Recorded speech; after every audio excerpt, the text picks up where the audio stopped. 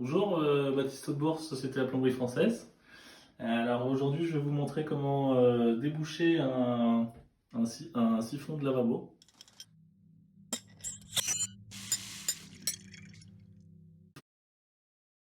Donc pour ça, il va vous falloir une petite gamelle. Vous pouvez prendre un tupperware ou n'importe. Une pince au cas où, mais je déconseille quand même l'usage. Et un peu de papier.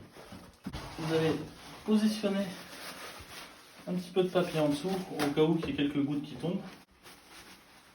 Donc là, on est dans le cas où le lavabo s'évacue très mal. Vous mettez votre gamelle en dessous. Pour l'instant, vous démontez déjà le bouchon pour voir. Donc vous tournez vers la gauche, comme ça. Là, il va y avoir un petit peu d'eau, c'est pour ça qu'il faut avoir la gamelle en dessous. Voilà. Vous videz l'eau. Il faut faire très attention, normalement il y a un joint torique noir qui est ici. Là on est sur un siphon spécifique où les joints sont incorporés. Donc là vous n'avez pas le problème. Mais sinon il faut faire très attention à ne pas perdre le joint qui est à l'intérieur. S'il est sale, vous l'enlevez, vous le rincez sous l'eau et vous le remettez bien en place.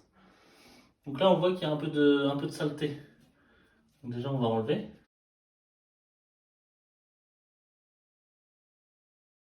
Donc déjà ça c'est le plus gros, généralement ça se bouche ici. Si malgré tout c'est toujours bouché, vous pouvez remettre le bouchon. Vous serrez un petit peu, si vous n'arrivez pas à bien serrer, vous le séchez avec un petit bout de papier. Vous mettez un petit bout de papier comme ça, vous serrez un petit peu plus, à la main, c'est suffisant.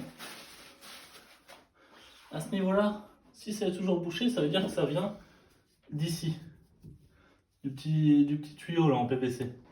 Donc là, vous démontez ça, vous dévissez l'écrou complètement, vous allez vers la gauche. Voilà.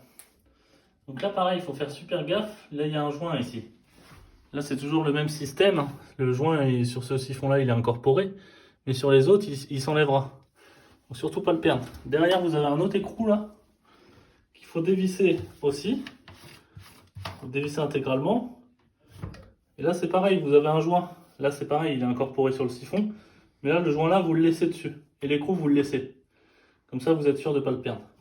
Là, vous voyez, des cheveux, de la barbe, vous enlevez. Hop. Là, c'est pareil. Il y en a un petit peu dans le lavabo. Et là, normalement, c'est parfait. Donc là, vous pouvez nettoyer un petit peu plus. Là, ce joint-là, s'il est un peu sale comme ça, soit vous mettez un petit coup de papier comme ça dessus, ou alors vous le rincez à l'eau et vous le remettez bien en place. Et le siphon, ce que vous faites, là je vais pas le faire, mais vous pouvez le faire dans la douche ou n'importe où.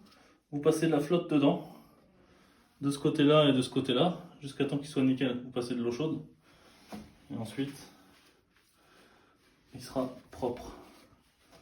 Donc là, mon siphon, il est nickel. Je fais bien attention que le joint là, il soit toujours là. Vous remettez ça en premier. Hop.